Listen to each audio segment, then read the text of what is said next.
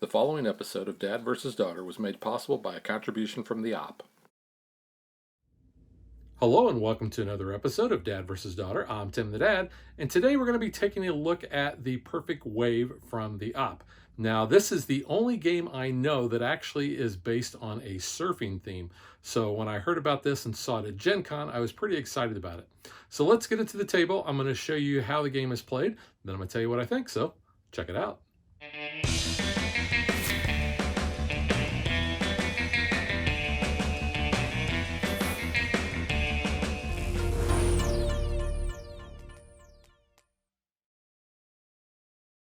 To set up the game, each player is going to get one of these player boards. They are going to get two of these surf wax tokens. And I always think of Point Break, and yeah, you can look that one up. They're going to get one of these surfer tokens, and these are double-sided, so you can choose which side that you actually want, and there's a number of those. And that surfer is going to start at the leftmost spot on your player board. Each player is going to get a player aid card, and this shows how to set up the maneuver deck based on the number of players that you have, because you're going to remove certain numbers of cards. And then on the back side, it's going to show you what you can do for spending the 2 action points that you have per turn. So you can see you have your single action points here, and then these are going to cost 2 action points to do. So basically, if you do one of those, that's your entire turn. What your free actions are, and then how you are going to score at the end of the game. So you're going to score for sets and runs depending on the length of those. And obviously the higher number of set or the longer number of run that you have, you're going to get more points. We have a maneuver deck, which is going to be tricks and paddle out cards. We also have our wave deck, and we have a stack of goal cards. So what we're going to do is we're going to shuffle these up, and then each player is going to get 2 maneuver cards dealt to them face down. They're also going to get 2 of the wave cards face down. They'll be given 2 of the goal cards, and then they get to look at these, and they're going to choose one, and then they are going to return the other one to the box. We're going to deal out 4 maneuver cards to the top of the board here. And these are going to be different tricks and paddle out cards. And there are dark areas on the board, so you know where those cards go. Then we are going to deal 4 of the wave cards out to the board. We're going to put 4 goal cards face up. And these are common goals, and then the rest of the goal cards are going to go to the box. Now the 2 big surfboards are going to be used for the goal cards, so right now they're just going to hang tight right there, or hang 10 in surfer terminology. The player who most recently built a sandcastle gets this first player token, and to be honest, I would ditch this little stand part here because mine is all bent and it has a tendency to just fall over, so just know that the first player gets this.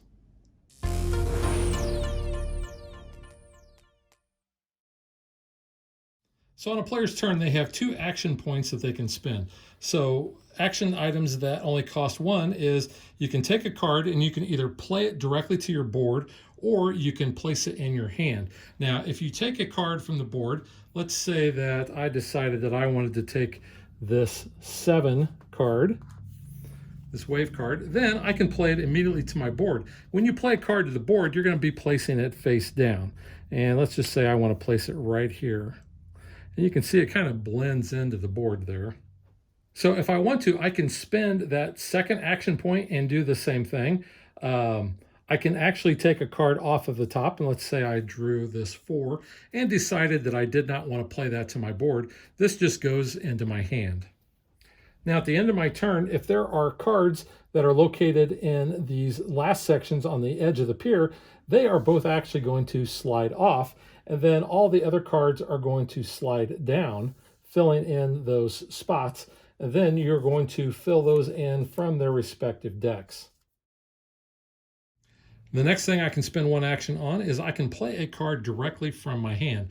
So let's say on a previous turn, I had actually drawn an 8, and I can play that from my hand directly to my board like that.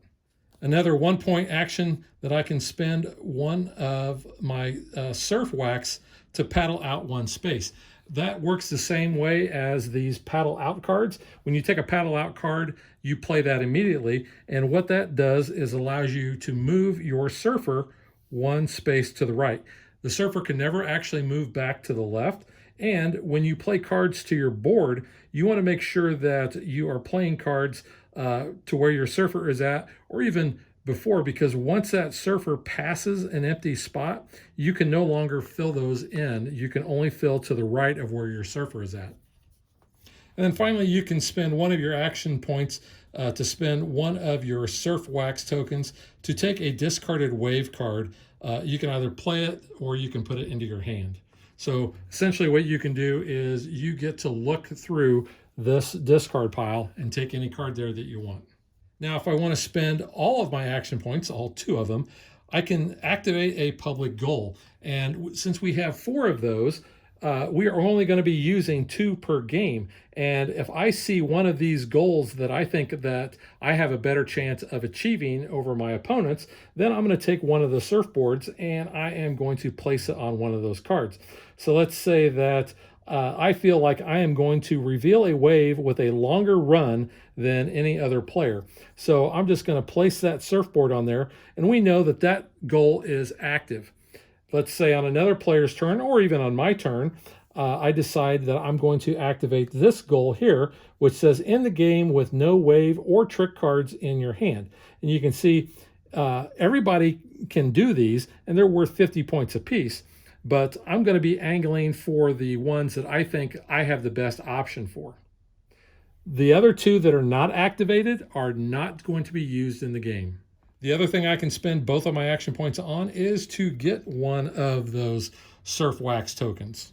And then finally, as a free action, and I can do this at any point in my turn, I can spend one of those surf wax tokens to discard all of the wave cards and draw new ones out. So all of these, not the maneuver cards, but just the wave cards, I could do that. When this last maneuver card is played, that is going to signal the end of the game.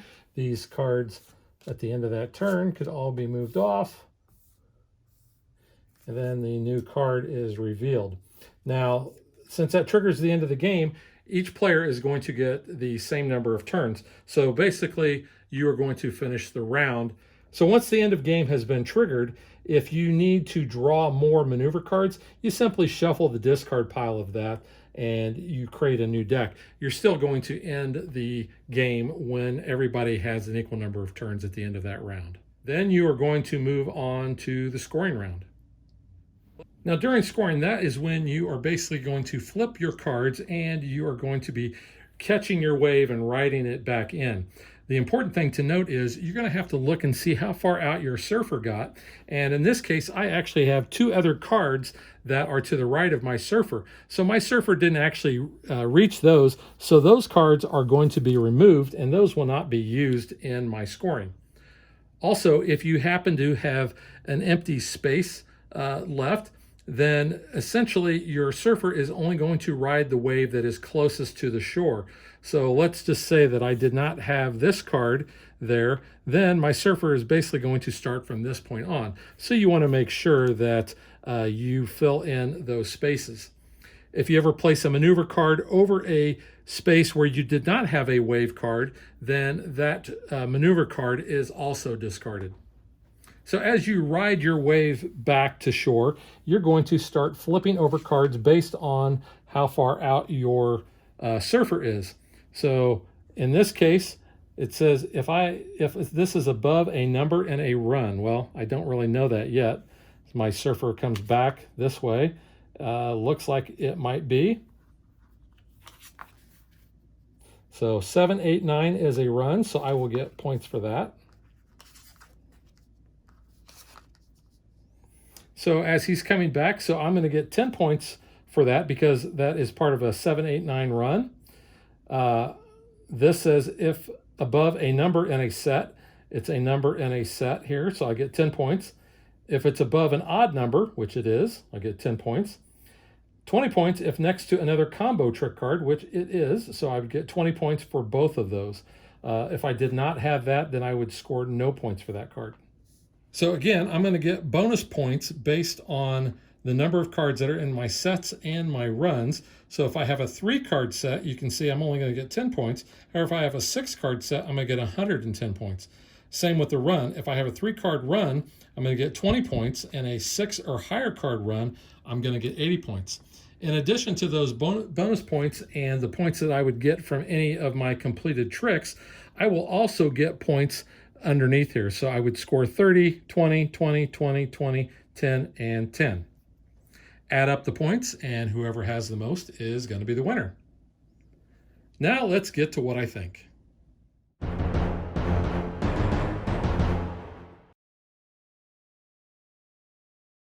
When this game was first announced and I started seeing pictures of it, and then when I saw it again at Gen Con last year, I was pretty excited for it.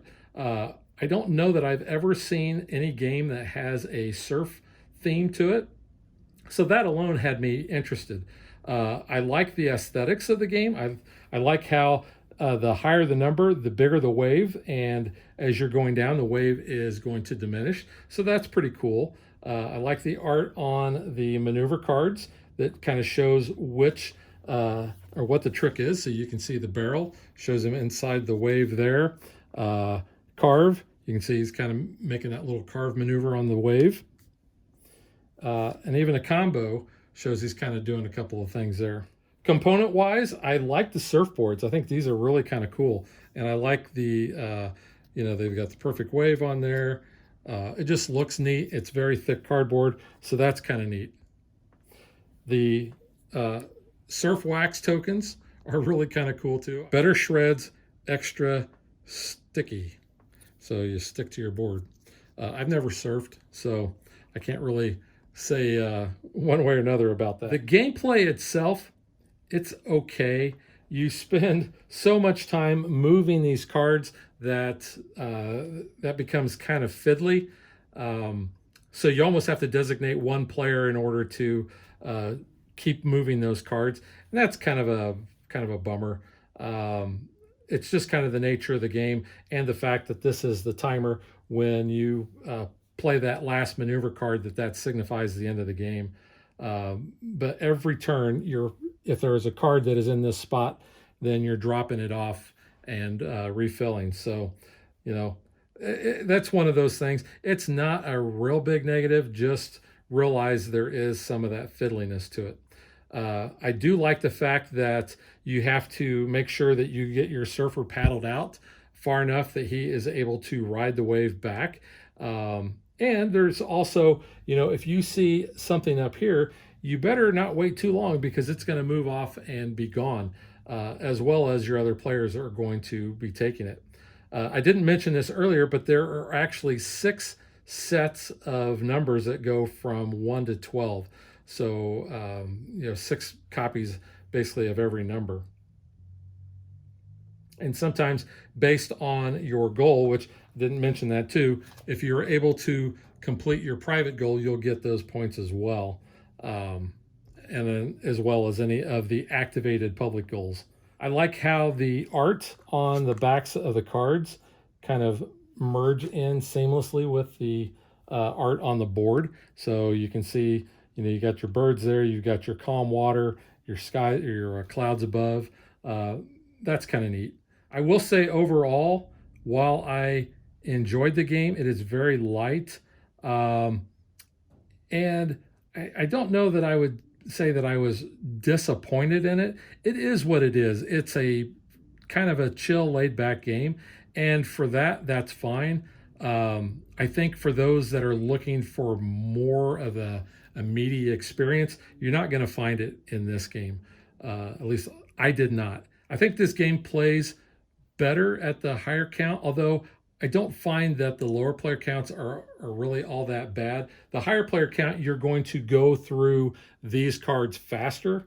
So you really kind of have to pay attention to the cards that you really want, and don't wait on them. If you see them, you're going to want to snag those. In the lower player counts, it doesn't move so fast because your turn is kind of going to come up quicker, and you're going to be able to get to the cards. So I like it at the higher player count better. So I guess if you're looking for just a kind of a laid back, chill game, and you're looking for a game with a unique theme, I think you'll like Perfect Wave. The accessibility on this, I think, is open to about anybody. Essentially, you're drafting cards, you're playing them, to your board, and making sure that you get your surfer out. So I don't think the gameplay is really complex. I think anybody in the family can probably play this. Overall, my opinion is it's a good game. You may love it and you may play it a lot more. I play a lot of games. This one is probably going to be a while before it hits the table again, but that's just my case. It's not a bad game at all. Like I said, it's light, so take it for what it is. So that is the Perfect Wave from the Op, and we will catch you guys next time. Thanks for watching our video. We hope you enjoyed it, and if you did, click that like and subscribe button. You can also follow us on social media like Facebook and Twitter at DadBeDaughter. And if you like what we do and you want to support us, you can visit our Patreon page. So thanks for watching. Thanks.